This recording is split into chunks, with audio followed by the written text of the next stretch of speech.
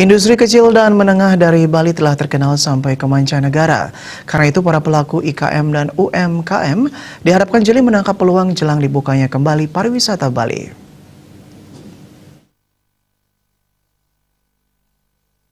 Produk kerajinan dari Bali dikenal memiliki kualitas yang bagus dan desain yang unik, sehingga banyak diminati para wisatawan yang berkunjung ke Bali. Pandemi COVID-19 telah memberikan dampak yang sangat besar terhadap sektor pariwisata dan berimbas pula terhadap industri kerajinan produksi IKM di Bali. Menurut Ketua Umum Kadin Bali, Made Ariandi, menghadapi situasi ini, para pengusaha kecil dan menengah dituntut mengembangkan kreativitas sehingga bisa mengubah masalah menjadi peluang. Jelang dibukanya kembali pariwisata Bali, produk IKM lokal Bali diharapkan bisa tampil di daerah wisata dan hotel yang ada di Bali.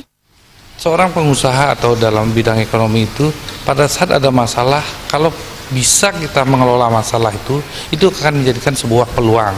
Nah, hal-hal seperti itu kan kayak kami katakan, semua orang dengan off hampir 6 bulan di seluruh dunia, mereka sudah pada nggak betah tinggal di rumah. Nah, tetapi kesiapan kita untuk membuka kembali itu, Bali akan terbuka kembali. Nah, seiring dengan itu peluang-peluang UMKM itu segera, mumpung masih sekarang tidak bergerak, aturan-aturan dan bukan hanya himbauan aja, bagaimana UMKM itu bisa tampil di sektor pariwisata, terutama di perhotelan, di tempat-tempat destinasi yang ada kayak Tanah Lot.